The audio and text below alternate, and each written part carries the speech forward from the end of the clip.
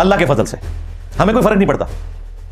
ये समझते हैं कि मैं बाकी सोशल मीडिया प्लेटफॉर्म्स की तरह हूं कि जी आप किसी को डिफेम कर देंगे या उसे धमका लेंगे, कोई फर्क पड़ेगा? मुझे कोई फर्क नहीं पड़ता।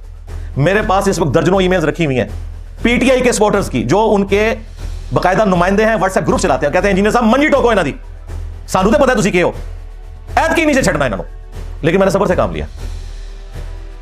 करो प्रोपेगेंडा जितना करना है। इस एक वीक में 10,000 सब्सक्राइबर्स बने हैं। तुमने क्या समझा कि मैं कोई मोटिवेशनल स्पीकर हूं या मैं टाउट हूं एस्टैब्लिशमेंट का, जो तुम भी रहे हो, सब के सब तनख्वाहें खाते रहो। रियल टाइम ये लोग अपारे में जाके बैठते थे और इन्होंने मुझे खुद बताया हुआ उस जमाने में। हाँ, मैं नाम नहीं लेता, फिर ये बुरा मान जाएंगे। इन्होंने समझा इंजीनियर साहब भी ऐसे ही हैं। असल में जो जुर्म खुद किसी ने किया होता है वो समझता है दूसरा भी ऐसे ही करता होगा। जैसा मौलवी मेरे बारे में समझते हैं, इनको कोई फंडिंग ईरान तू आंदी है, सऊदिया तू इतना पैसा कि तू खर्च करता है, क्योंकि वो खुद लेके खाते हैं ना। इस तरह इनका भी हाल है कि इनको भी फैज हमीद ने इतना खिलाया कि वो खुद तो अपने अंजाम को पहुंच गया और इनको भी चाहता है कि भी अपने अंजाम को पहुंचे, इनकी भी धुमें कट दें। तो ये समझते हैं बाकी भी खाते होंगे और कहते हैं हम जर्नलिस्ट हैं, इन्वेस्टिगेशन करते हैं। तुम्हारी इन्वेस्टिगेशन तो बढ़ गई, निकालो कौन से सबूत है। मेरे भाई किसी की जुर्रत नहीं मुझे आके कोई चीज कहे कि मैं ये बयान करूं। मेरे स्टूडेंट्स को मेरी तबीयत का पता है। मैं आज ऑन एयर आपको पहली दफा ये बात बता रहा हूं। 8 से 1.5-2 साल पहले जब पीर अफजल कादरी को एस्टैब्लिशमेंट ने लॉन्च किया था मेरे खिलाफ,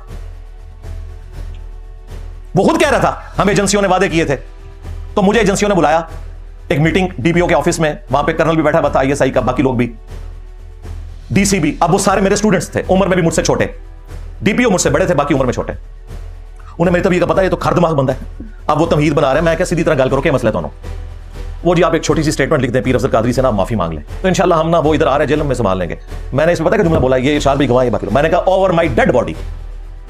ये जुमला फौजियों को समझ आता है, मैं भी एक डिफेंस के इदारे में रहा हूं, उन्हें इस जुमले की हीट का पता है। मैंने कहा ओवर माई डेड बॉडी।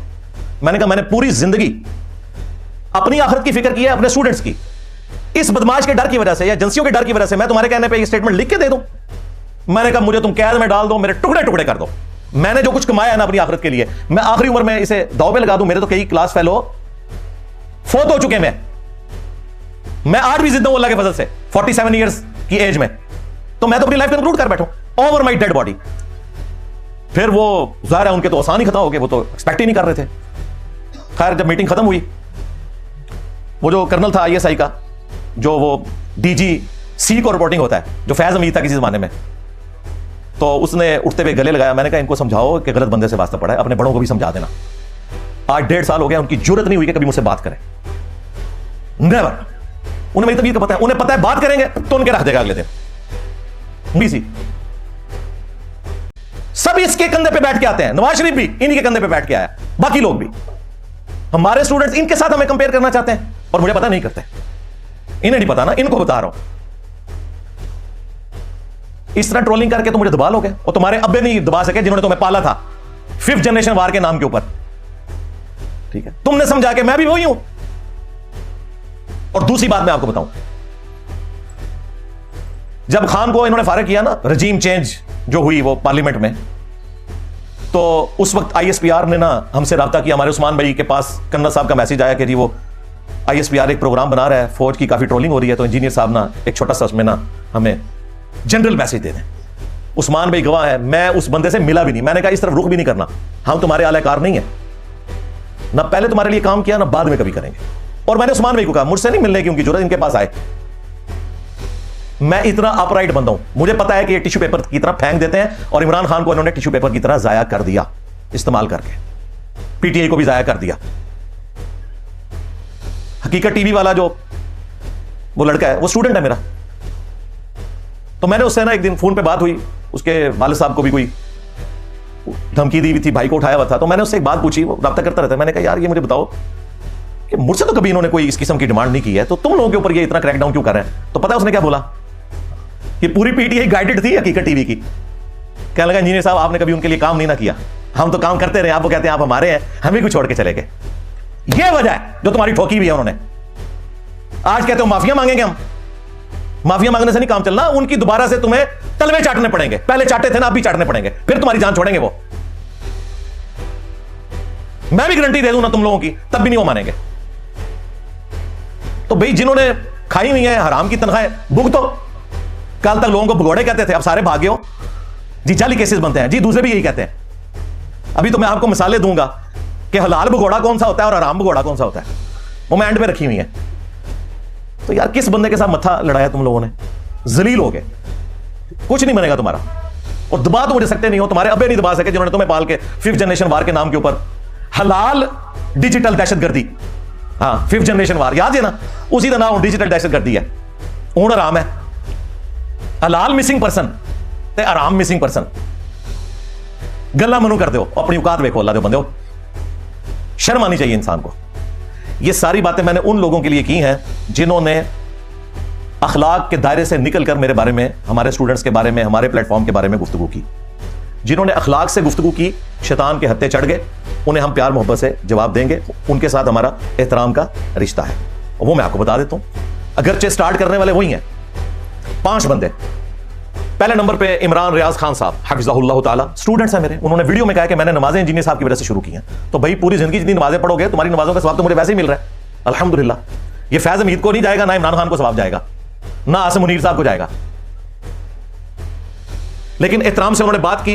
पूरा व्लॉग उनका झूठ के ऊपर, प्रोपेगेंडे पे मबनी है, लेकिन डिसीव्ड है, इसलिए मैं उन्हें बेनिफिट ऑफ डाउट देता हूं। और मैं साबित करूंगा इंशाअल्लाह ताला एक एक चीज। इन्होंने पता ही नहीं है कि मैं तो मौलवी पूरा पै गया वहां, तुसी तो शाही कोई नहीं हो, मम्मी डैडी बर्गर खाने वाले हो,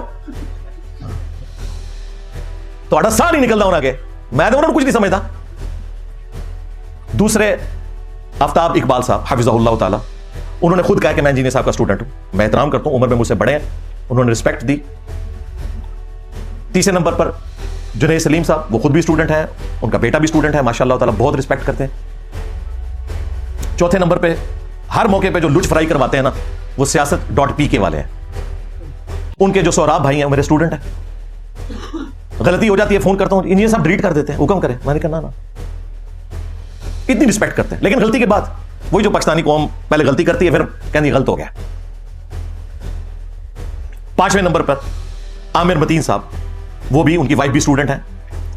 बल्कि अभी मेरी बात हुई तो वो कह रहे थे मेरा बेटा बीमार है, उसके लिए दुआ करें, अल्लाह ताला उसे शिफा दे, आप लोग भी दुआ करें, आमीन। वो तो खैर 5वें नंबर पे मैंने जिनका जिक्र किया, उन्होंने तो व्लॉग भी नहीं बनाया।